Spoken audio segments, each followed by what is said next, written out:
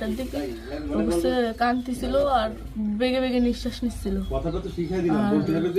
তারপরে আমি করছি কি হয়েছে তোর, ওরকম কাঁদতেছিল রাত্রেও, আবার ওরকম করতেছি সাত করে আদর যাচ্ছে।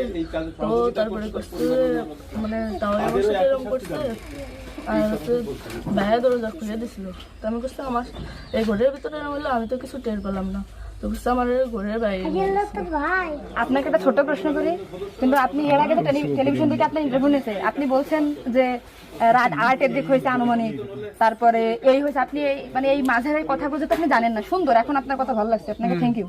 এই যে মাঝের যে কথাগুলো এগুলো আপনি কেন মানে ভয়ে বলছেন নাকি ওদের বাঁচানোর জন্য বলছেন? আমারও তো ভয় দেখানো হয়েছিল। মানে কথাগুলো যে বলছেন এটা কি আপনাকে শেখাই দিয়েছে নাকি আপনি নিজের থেকে বলছেন? তাহলে আপনি নিজের থেকে মাঝের যে কথাগুলো আপনি স্কিপ বলছেন, এটা তো আপনার বলা একটু অন্যায় হয়েছে। তাহলে আপনি নেক্সট টাইম মানে আমরা খুব মানে আমি আপনার ভিডিও 100 বার দেখেছি, 70টা জানা